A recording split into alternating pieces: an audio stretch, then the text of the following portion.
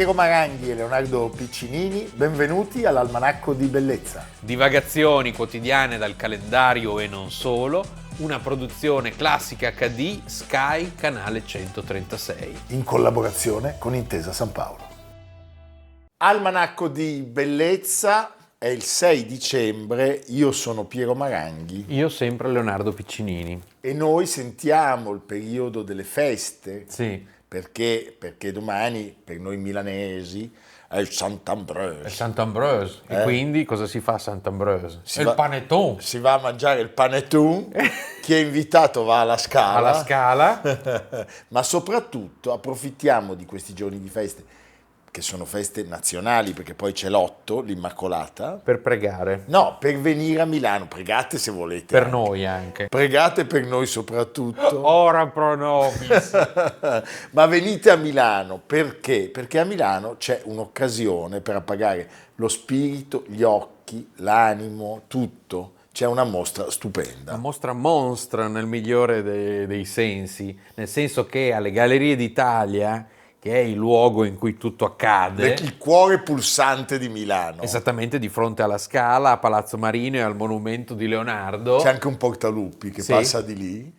C'è una mostra importante che ha da poco aperto, che si intitola Eterno e Visione, Roma e Milano, capitali del neoclassicismo.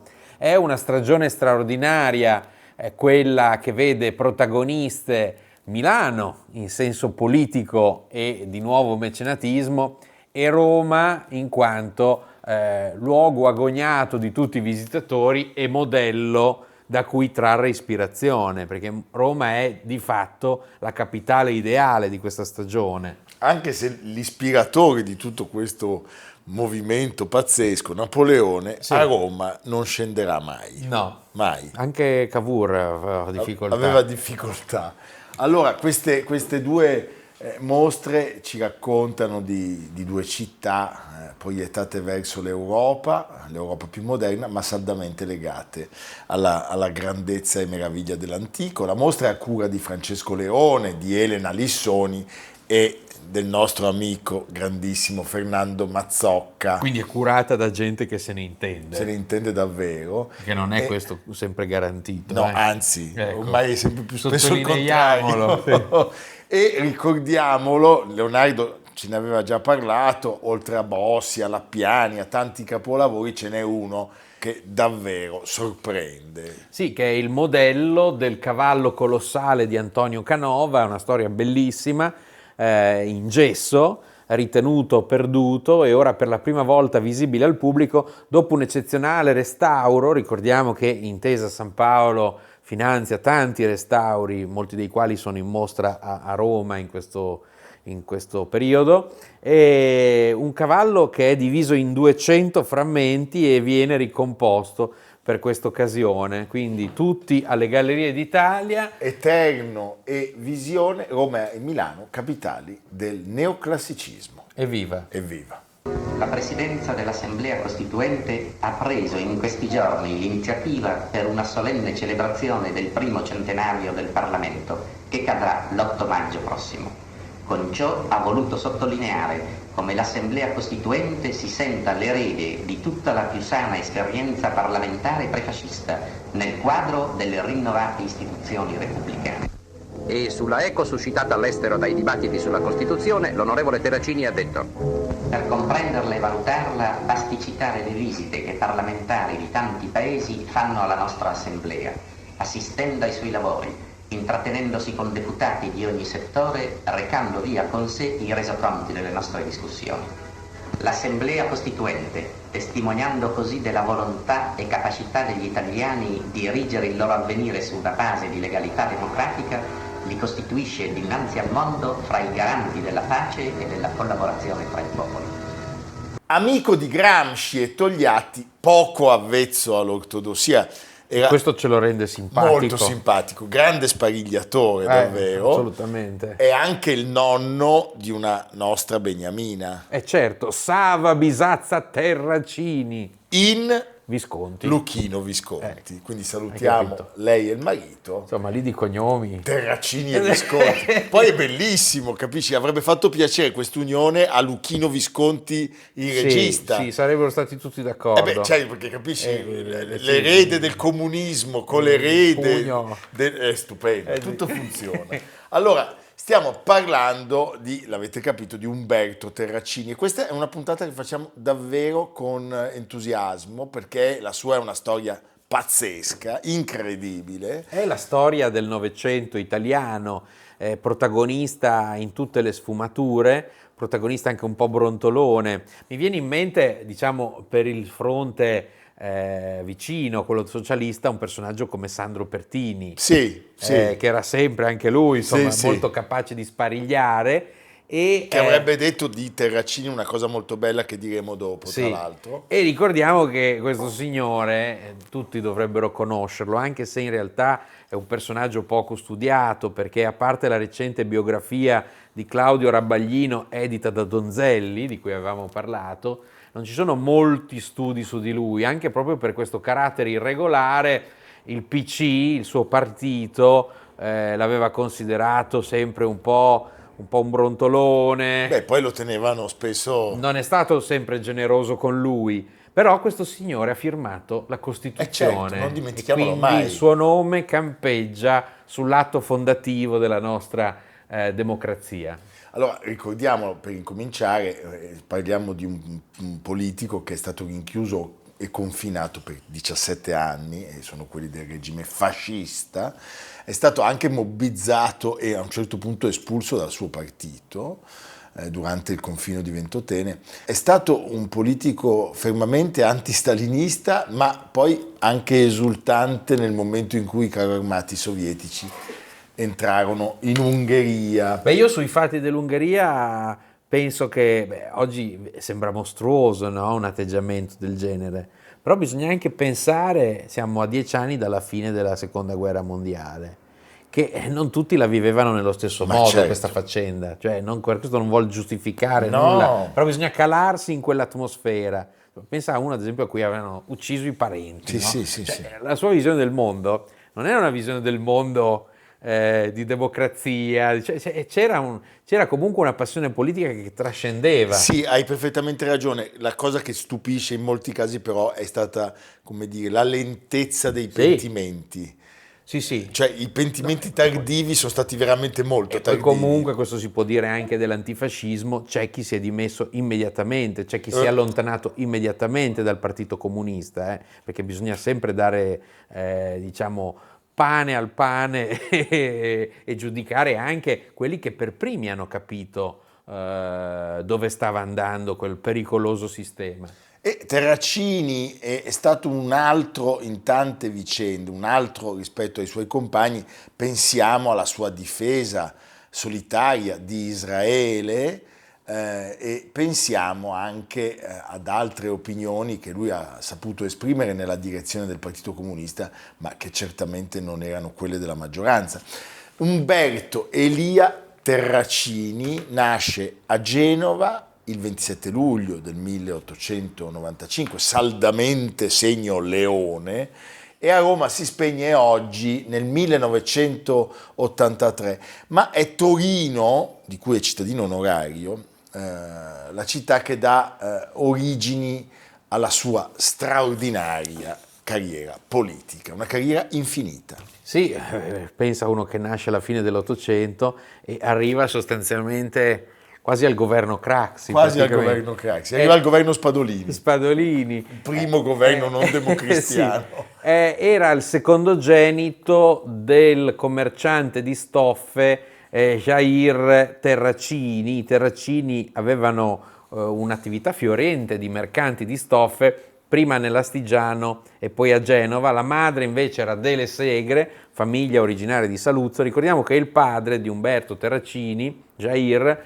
strappa con grande scandalo con l'attività di famiglia di questo commercio, diventando ingegnere. Si iscrive all'università, diventa ingegnere, purtroppo a neanche 40 anni muore. Il povero Umberto è un bambino e quindi non farà in tempo sostanzialmente a conoscere bene il padre. Umberto Elia Terracini è il secondogenito, dopo il primogenito che si chiamava Amadio, e studia alla scuola ebraica e poi al liceo classico di Torino Vincenzo Gioberti, diventando neanche ventenne segretario provinciale del Partito Socialista. Pacifista convinto, ai tempi della Prima Guerra Mondiale, torna dal servizio militare per laurearsi in giurisprudenza e lo fa con il massimo dei voti e fondare con Antonio Gramsci, Palmiro Togliatti e Antonio Tasca il settimanale L'Ordine Nuovo. Titolo che poi verrà ripreso da altri. Che diventa velocemente l'organo dei consigli di fabbrica modellati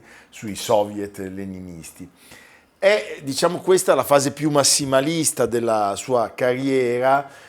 Lui è tra i promotori della famosa scissione, quella di Livorno, che porta alla nascita del Partito Comunista d'Italia, e si becca subito una lavata di capo proprio da Lenin, perché quella scelta di abbandonare l'alleanza elettorale con i socialfascisti, come i comunisti chiamavano in quel momento, anche a ragione, i socialisti, e questa lavata di capo è uno dei primi scontri con il faro sovietico. Pensa. Da parte di Terracini. E diventa in breve uno dei grandi protagonisti del nuovo partito, è il direttore dell'Unità, è contrario alla diaspora dell'Aventino, cioè alla reazione di abbandono del Parlamento dopo il disastro del caso Matteotti. Nel 1926 viene arrestato con altri dirigenti, subendo la pena più pesante comminata dal Tribunale Speciale nel cosiddetto processone, cioè stiamo parlando di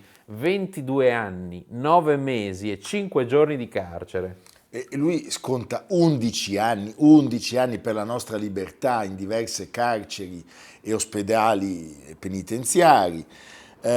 Continua a ricorrere, tempesta di ricorsi il governo e riesce attraverso la moglie, la prima moglie, la lettone Alma Lex, che aveva sposato a Mosca nel 21, a non perdere mai i contatti con il partito. Nel 1937 viene confinato prima a Ponza e poi a Ventotene. A Ventotene è insieme a Camilla Ravera, e in quel momento loro si oppongono strenuamente, per quel che possono, allo scellerato accordo Molotov-Ribbentrop e alla terrificante idea dell'alleanza con il, tra virgolette, compagno Hitler. In questo caso, vedi, ci aveva visto giusto, giustissimo, contrariamente al grosso del sistema comunista che a denti stretti avrebbe torto collo, avrebbe dovuto, diciamo, accondiscendere ai desiderata di Mosca. E tant'è che i compagni di partito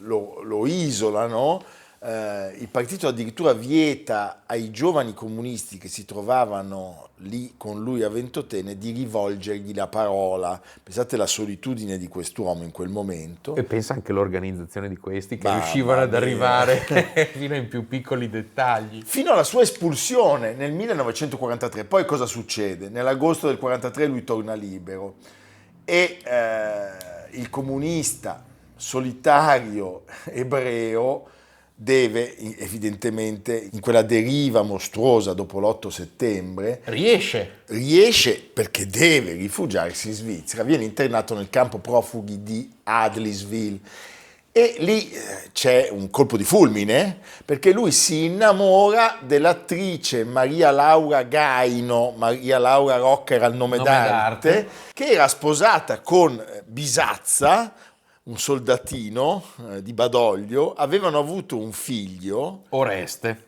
che è il papà della nostra Sava, appunto Bisazza Terracini, che Sava ha passato tutta la sua infanzia con Umberto Terracini e ne ha un ricordo dolcissimo, meraviglioso. Questo nonno meraviglioso, e loro poi si sposeranno, Umberto e Maria Laura, e nascerà anche nel 1957 un altro figlio, Massimo Luca. Esatto. Bene, adesso te ne racconta una Marcello, ne sa di bellissime. Brava, Vieni. Fulvia. Io?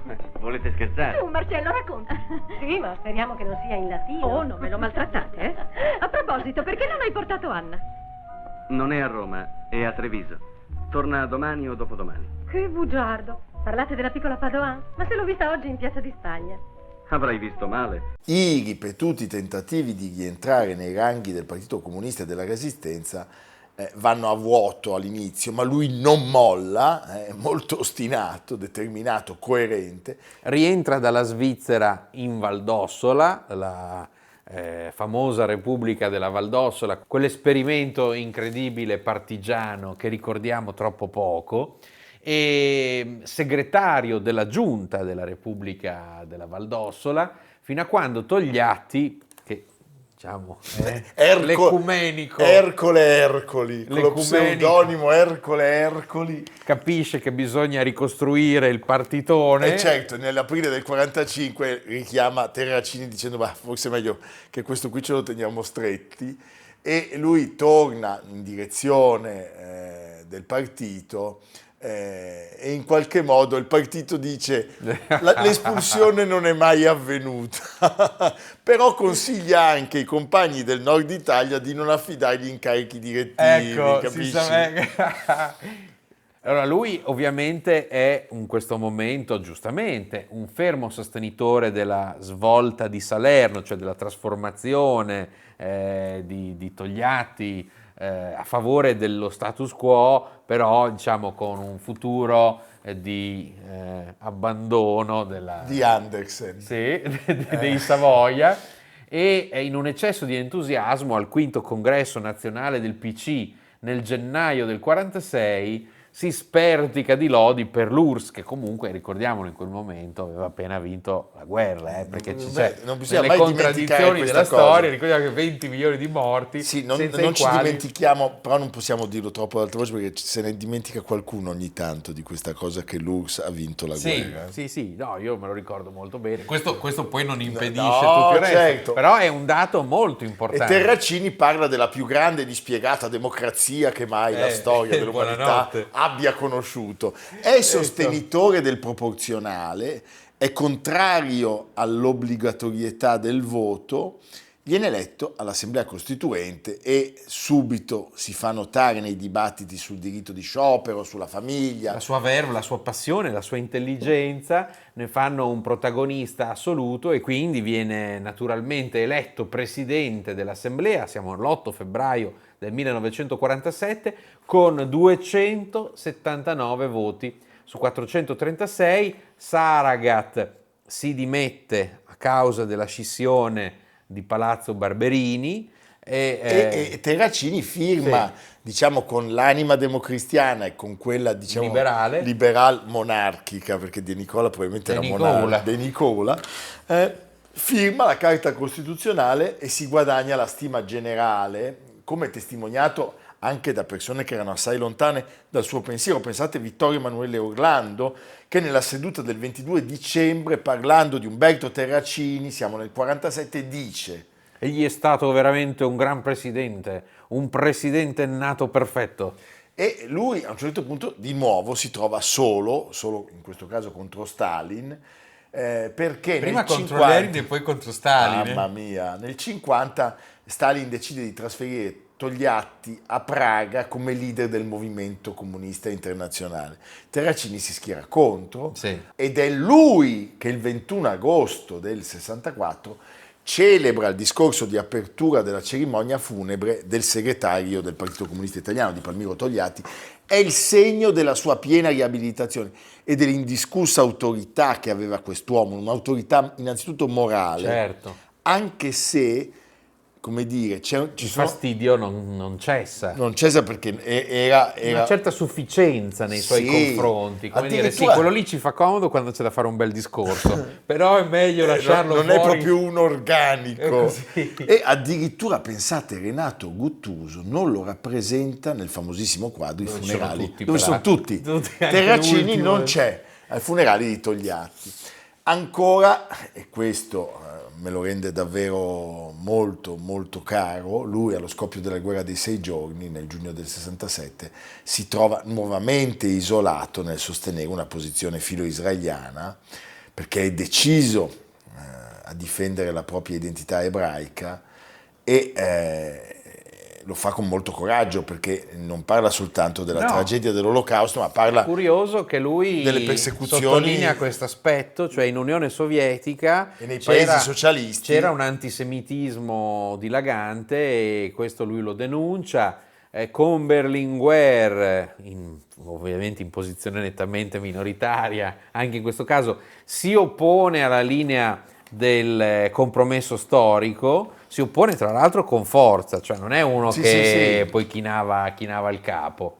E qui siamo nel 1975 e ricordiamo ancora durante il rapimento di Aldo Moro, quindi di lì a pochi anni. Lui è più vicino alle posizioni di Craxi. Sì, lui è per trattare con i terroristi e si oppone alla linea della fermezza che il Partito Comunista ebbe in quell'occasione. E la Democrazia Cristiana. E la Democrazia Cristiana, ma il Partito Comunista in modo particolare, Sì, certo. perché voleva, diciamo, segnare nettamente la distanza con i compagni che sbagliano, ecco. È stato anche un avvocato molto brillante, difensore di partigiani, di militanti della sinistra extraparlamentare. Oggi, nel 1983, si è spento a Roma. È stato, pensate, ininterrottamente senatore dal 48 proprio all'83 e per 2 volte ha sfiorato anche la Presidenza della Repubblica.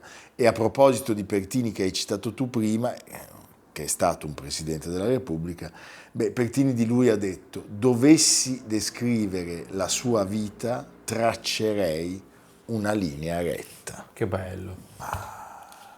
2 irregolari, Sandro Pertini e il nostro straordinario Umberto Terracini. E, come ha già detto Leonardo, chi volesse saperne di più, Claudio Rabaglino, Umberto Terracini, un comunista solitario per i tipi di Donzelli. Evviva! Nel suo complesso la Costituzione, secondo lei, è ancora valida?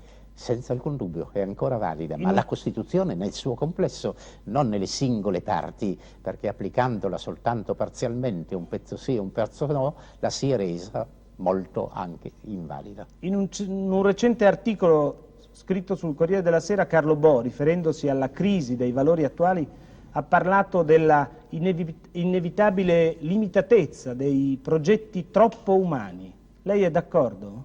Beh, se la umanità viene considerata non in funzione del singolo, ma in funzione della totalità, non mi pare che ci siano dei momenti troppo umani che possono inficiare una carta costituzionale.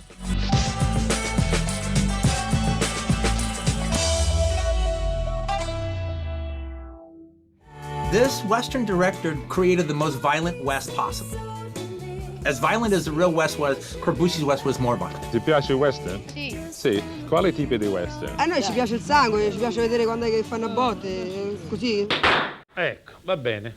Quante ne ammazziamo oggi? Che ne so, facciamo 20, 25, ci divertivamo anche su quello. Oggi parliamo dell'altro Sergio degli spaghetti western, Sergio Corbucci, il grandissimo Sergio Corbucci, sì, regista che oggi ormai è totalmente di culto perché in questi 20 anni, soprattutto grazie a Quentin Tarantino, lui è stato completamente rivalutato. Ci sono stati, come dire, molti ripensamenti a proposito del nostro cinema che veniva considerato di serie B e adesso è veramente assurdo al grado di maestro tra i cinefili di tutto il mondo. Tu pensa che tra il 67 e il 68 è l'anno del suo film forse più famoso, Il Grande Silenzio, sono stati girati 72 western all'italiana. Pazzesco.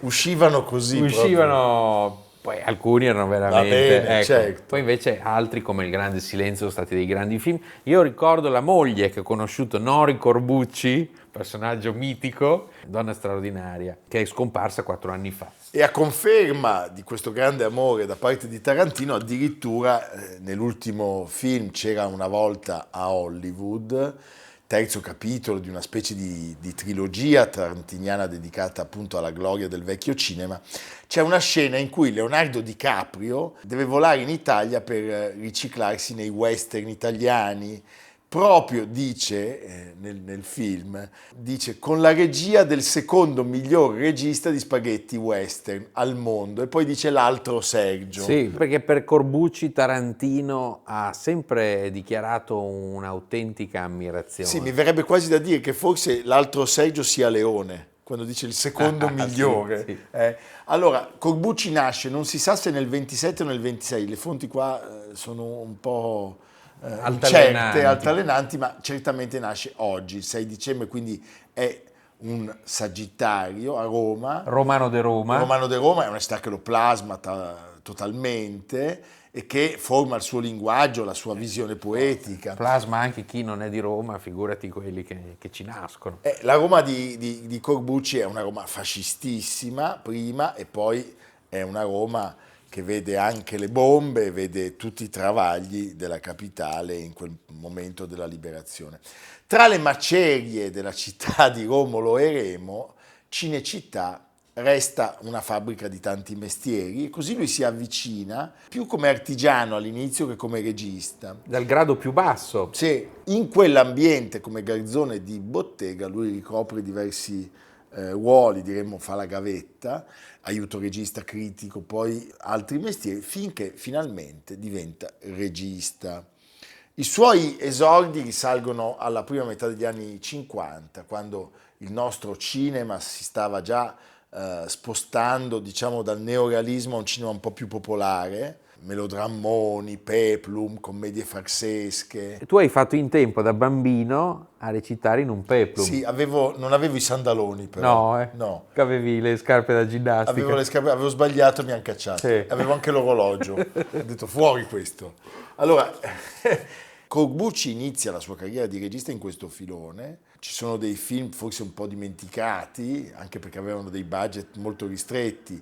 Salvate mia figlia del 51, La peccatrice dell'isola, Terra straniera, uno dietro l'altro, E però già non si nega i film in costume storici. Romolo e Remo del 61, Maciste contro il vampiro, meraviglioso. E il figlio di Spartacus, il figlio. Nello stesso tempo però, non dimentichiamolo, e qui c'è un autentico capolavoro, lui si occupa anche della regia di alcune tra le più fortunate commedie di Totò. I due marescialli. Questa carta meraviglioso. Quindi diciamo Sergio Corbucci è un regista davvero prolifico. Quelli che abbiamo citato sono solo alcuni tra i film che lui ha diretto tra gli anni 50 e 60. Ricordiamolo, quasi 2 suoi film all'anno. Solo nel 63 ne gira 4. 4.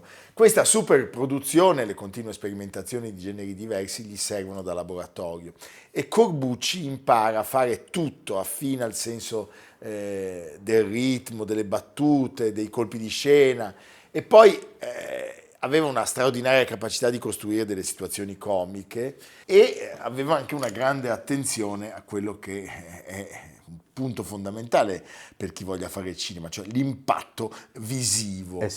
Sono questi poi gli elementi che caratterizzano il suo cinema più maturo. Django. Il mio nome è Django. Anni 60 sono gli anni in cui lui è consacrato dall'esplosione del western all'italiana. Sergio Leone ovviamente è il capofila e creò la mitologia, lo stile, il rituale di quell'epopea, ma Corbucci è un po' il polo opposto, appunto l'altro Sergio. Il suo è un west sanguigno, disperato, apocalittico, c'è molta violenza, ci sono antieroi, c'è la tristezza dell'oppressione, della cattiveria, c'è un senso costante di fatalismo. E mi piace citare un film che abbiamo già introdotto prima, Il grande silenzio del 1968, che l'ha reso celebre nel mondo, è citato non solo da Tarantino ma da tanti altri registi, girato sulle Dolomiti che dovrebbero invece ricreare lo Utah.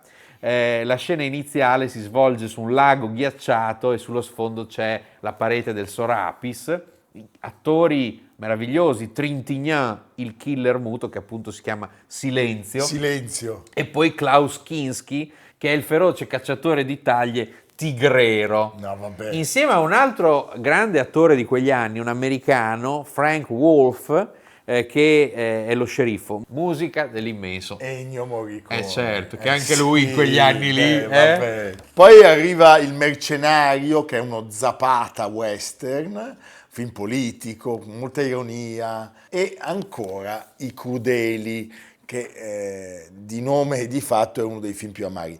In questi film lui sviluppa una precisa estetica personale, cioè la violenza stilizzata, il sangue dappertutto. Tra l'altro è un sangue molto rosso, poco credibile, dire, sembra un po' un pomodoro che cola. E questo West che lui racconta è davvero un mondo senza redenzione, che in qualche modo poi serve da specchio alla violenza reale degli anni 60-70. L'opera simbolo è Django, 1966, che è interpretato da Franco Nero. Che salutiamo. Salutiamo lui e la moglie. Che guardano insieme l'almanacco. Vanessa Redgrave. L'iconica bara che viene trascinata nella polvere. L'eroe di Corbucci è un vagabondo ferito nel corpo, nello spirito, è quasi mitologico e in qualche modo è perfetto per incarnare la visione pessimista del regista. Ford aveva John Wayne, Leone Clint Eastwood, io Franco Nero. Dici poco. Un altro suo attore fantoccio e un po' feticcio è Thomas Millian. Siamo prima dei cosiddetti poliziotteschi. Che però vedrà coinvolto un altro Corbucci, il fratello Bruno. Allora, citiamo alcuni film con Thomas Millian. Vamos a matar compañeros del 70, durante la rivoluzione messicana. Perché citiamo questo film? Perché è l'unica volta che lui li mette insieme. Ci sono sia Franco Nero che Thomas Millian. Poi, l'abbiamo detto, Thomas Millian farà molta fortuna con l'altro Corbucci. T'ho beccato, 26. Bruno, con i polizieschi, una serie che è durata un decennio. A partire dagli anni 70 Corbucci si orienta verso la commedia popolare, lontano quindi dall'immagine del regista di cult, capace di nuovo di adattarsi ai gusti del pubblico, e ha diretto alcune pietre miliari della comicità, per esempio ad alcune pellicole con il grandissimo Adriano Celentano. Quindi stiamo parlando per Sergio Corbucci di una carriera che abbraccia quasi 50 anni di cinema, oltre 70 film, un artista davvero versatile, anche irraggiungibile in questa sua così camaleontica elasticità. Quindi Corbucci non è stato un regista autoriale nel senso accademico del termine, ma possedeva uno stile molto chiaro. La costante dei film di Corbucci è il saper raccontare mondi marginali, quindi il West dei disperati, la provincia italiana. E poi fammi dire, i perdenti carismatici, meraviglioso, lui in questo è un campione. È il potere cinico e spietato, ma non c'è mai pietà. Tutto senza mai cadere, bravo Leonardo, nel pietismo. Senza pietà. Senza pietà. Perché non è vero, la pietà, dove la trovi? E oggi Corbucci, e lo merita, è considerato una figura centrale del cinema italiano di genere. La sua filmografia continua a essere oggetto di appassionatissimo culto e noi di questo siamo molto contenti. Credetemi, potete godere dei film con Thomas Millian, Franco Nero, Klaus Kinski, ma riguardare Gli Onorevoli, dove ci sono degli attori pazzeschi, perché Franca Valeri, Aroldo Thieri, Gino Cervi, oltre a Totò, la sequenza che avete visto, Walter Chiari che traveste da donna Peppino De Filippo fascista e Missino. Sono ore spese bene. Spese benissimo. Lui si è spento a 64 anni, purtroppo, nella sua Roma il 1° dicembre del 1990. Evviva!